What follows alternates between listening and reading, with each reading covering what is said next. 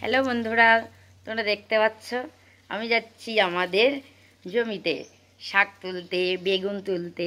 তো আমাদের সবজি বাগানটা তোমরা দেখবে নাকি? চলো দেখাই। তো চলে এসেছি আমি সবজি জমিতে। তো দেখো এখানে পুনকা শাক কাটছি আর এখানে পালং শাক নিচ্ছি। তো আমার শাক কাটা হয়ে গেছে। এখানে পুনকা শাক আর এখানে আছে পালং শাক, এখানে মূলো, এখানে লাল লটের শাক আর এখানে আছে পেঁয়াজ, এখানে হচ্ছে ধনে গাছ, তো ফুল হয়ে গেছে দেখো কত সুন্দর।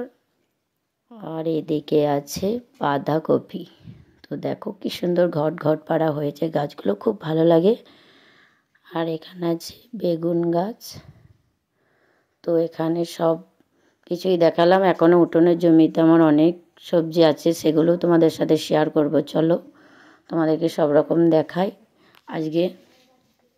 তো এখানে উঠোনের মধ্যে ধনে পাতা আমি দুটি নিলাম রান্না করার জন্য। এখানে সাদা বেগুন, এখানে আছে কালো বেগুন আর এখানে হচ্ছে একটা সাদা গোল বেগুনটাও আছে। তো কি সুন্দর হয়েছে দেখো বন্ধুরা। আর এখানে হচ্ছে উচ্ছে গাছ। তো দেখো উচ্ছে, আমার সব সবজি ঘরের মধ্যেই হয়, কোনো সবজি কিনে খেতে হয় না। এখানে আছে লঙ্কা, তো লঙ্কা দুটো তুললাম আমি।